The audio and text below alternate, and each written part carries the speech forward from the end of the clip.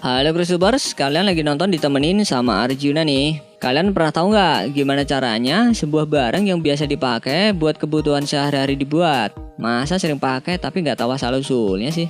Berikut ini ada beberapa proses menakjubkan pembuatan alat-alat rumah tangga. Sebelum lanjut videonya, bagi kalian yang belum subscribe, klik dulu tombol subscribe di bawah video ini. Mari kita bagi pengetahuan dan hal seru lainnya yang ada di dunia ini.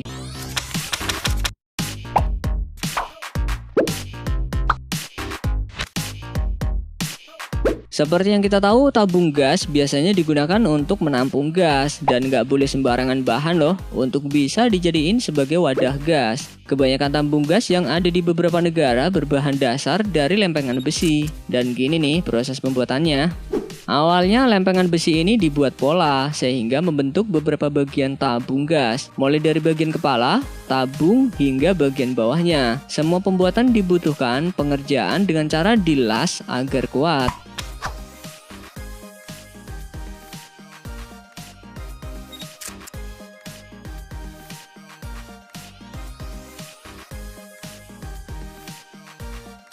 Jika semua susunan sudah dipasang, kemudian tabung gas akan dipoles dengan cat khusus agar lebih menarik dan terlihat mulus tentunya. Masih pada mengkilap tuh tabung, belum aja kena gores.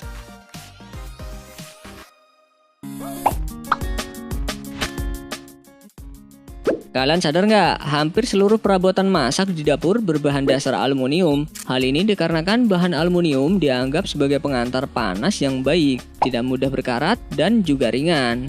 Udah tahu alasannya kan?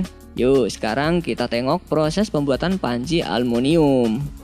Awalnya nih, aluminium berbentuk lembaran yang tipis, lalu lempengan ini ditaruh pada mesin, di mana ada sebuah roda yang tugasnya menekan sehingga membentuk pola panci pada umumnya. Tinggal ditambahin lubang untuk memasang pegangannya. Surrounds light bulbs in factories, shops and stadiums. For example, creates an edge. Almost all metals can be spun. So next time your ratatouille burns. Dan tara, jadi deh yang biasa dipakai masak. Ternyata panci lokal sama luar negeri bentuknya sama ya.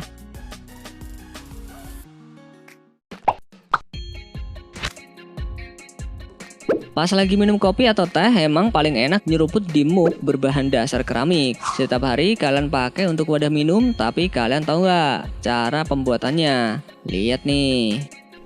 Dilihat dari namanya, mug keramik otomatis terbuat dari keramik yang bahan dasarnya dari bubuk tanah liat, yang nantinya tanah liat akan dicampur dengan air dan bahan lainnya diaduk selama 15 jam. Jika sudah, nantinya tanah liat yang kecampur ini akan dipotong menjadi bagian kecil, lalu dimasukkan ke dalam wadah cetakan, tinggal tunggu kering, lalu pasang bagian pegangannya. Next step.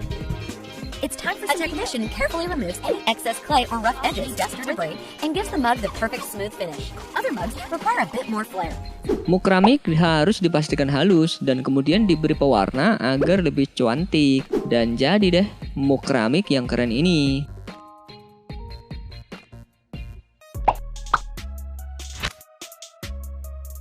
Mimin yakin pasti kalau kalian lagi makan selalu pakai piring sebagai wadah makanan ya. Entah itu di rumah atau di restoran. Dan rata-rata hampir semua piring berbahan dasar keramik. Pemilihan keramik sebagai wadah makanan bukan tanpa sebab. Karena piring makan dari keramik diklaim aman untuk kesehatan. Sekarang kita lihat nih proses pembuatannya. Is an intensive process, one that starts with the master die made of this worker then makes a production version of the master. To do this, he pours gypsum into a wire mesh frame into a mirror image of the master. In this case, a platter shape. The tubing inside this production die will be used again later.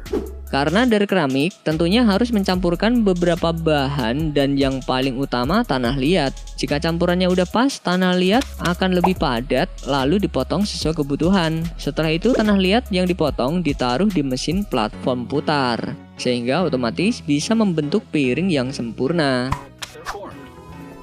Unlike the platter die, these molds don't have tubing that separates them from the molds. What's that? Decals to some dinnerware. This artwork has been produced using the same hard-wearing ceramic stain.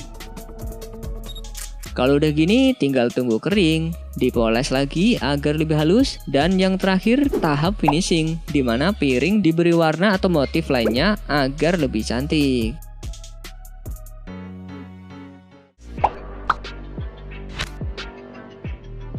Kalau lagi 17-an biasanya ada lomba tarik tambang ya. Sering maininnya, tapi pasti di antara kalian belum ada yang tahu gimana caranya tali tambang itu dibikin.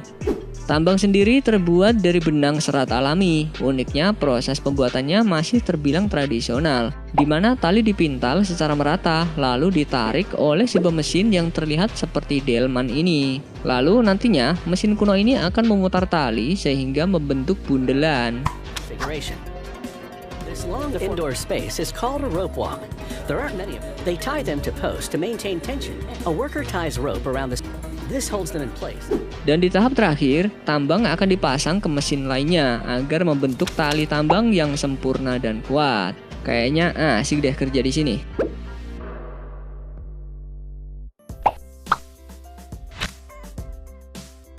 Emang sih ada orang yang hobinya makan pakai tangan, tapi nggak bisa dipungkiri kalau sendok juga salah satu alat rumah tangga yang penting, apalagi kalau makan yang berkuah. Sendok sendiri rata-rata berbahan dasar aluminium. Awalnya lembaran aluminium dicetak membentuk pola dengan mesin. Agak aneh sih, kok ini sendok permukaannya rata? Belum selesai guys. Sendok ini pun satu persatu akan dipres dengan mesin khusus sehingga bagian atasnya menjadi berbentuk cekung. Kalau bentuknya udah gini kan jadi gampang mengambil makanan, ya nggak?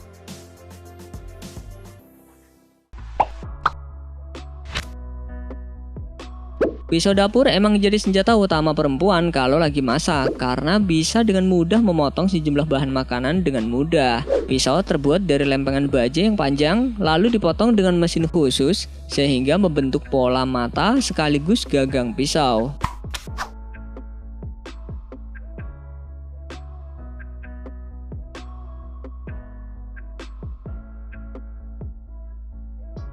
Kelihatannya emang udah sempurna, tapi pisau harus ngelewatin beberapa proses lainnya, yakni dipanaskan dengan suhu tertentu dan dibersihkan. Setelah itu ditambahkan bahan pegangan air yang aman.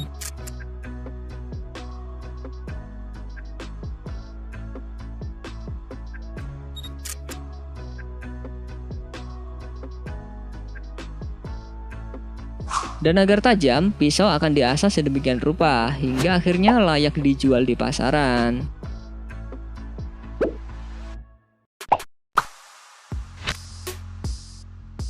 Mimin mau nanya nih, ada yang tahu gimana caranya oven gas dibuat? Oleh sejumlah orang, oven gas sendiri dibutuhkan untuk memasak sejumlah hidangan. Nah, kebanyakan oven gas itu sendiri terbuat dari stainless yang dianggap cocok untuk digunakan memasak karena tidak mudah berkarat dan bisa bertahan lama. Lempengan stainless sendiri dipotong dan dipres menjadi beberapa bagian sesuai pola, dan beberapa bagian itu disusun menjadi bentuk yang sempurna. Jadi nih, oven gas ini nggak cuma bisa jadi kompor, karena di bagian bawahnya juga bisa digunakan untuk memanggang makanan.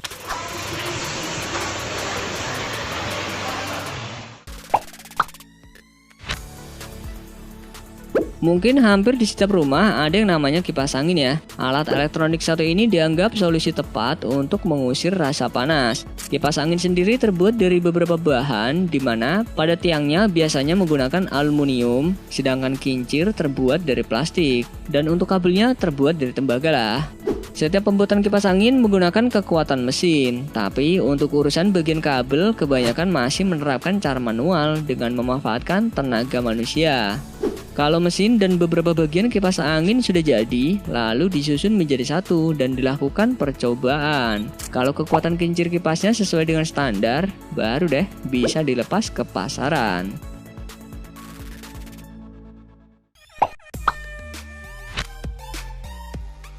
Untuk kepentingan dagang, ada sejumlah penjual yang memanfaatkan mesin pembuat es, mulai dari es batu sampai es krim, agar suhunya tetap selalu dingin.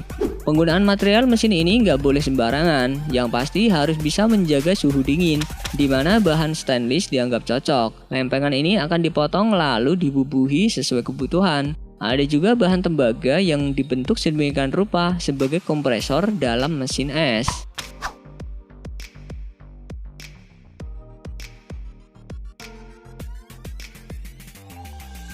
Setelah semua bagian sudah selesai dibuat, barulah komponen ini disusun sedemikian rupa sehingga membentuk mesin es yang bisa membuat dan juga menjaga suhu dingin es agar tidak mudah mencair.